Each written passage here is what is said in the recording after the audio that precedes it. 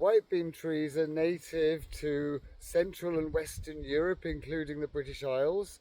They're in the sorbus family, so they're related to rowan trees and to wild service trees. And they have the same kind of clusters of flowers, should be around about nowish, but this one doesn't seem to be having any. And then they have like clusters of like orange berries in the autumn, which are supposed to be edible in small amounts if you let them get very overripe and don't eat the seeds. But really it's ornamental with this tree. They're quite rare in the wild. You get, they like kind of cliffy limestone places. The only place I can think of where they grow wild is Cheddar Gorge in Somerset.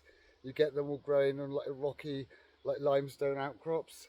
But you don't normally see them in the wild. You normally see them in parks and gardens because they're a very tough, easy to grow little tree. They don't really get more than kind of 30 feet tall and very easy to prune, and just these really nice silver leaves, which are most silver when they first come out, but they do keep this lovely silvery appearance, particularly on the backs of the leaves all year round. So they have nice looking berries, nice looking flowers, and nice looking leaves. They're quite a nice small tree, and they would grow quite well in a kind of medium sized garden, I suppose, or on the very edge of a small garden. They're very create a lot of shade. Unlike other sorbus trees, they are quite dense with the foliage, and they do like it quite sunny. So I've got it on the edge of a woodland here, but so it's like facing south. I'm going to see how it does. It's like semi under canopy, because although it's under the bigger trees, it will be getting the sunlight from over here all that way with just nothing in the way. So it should get lots of sun here. And I've got a few of them here somewhere.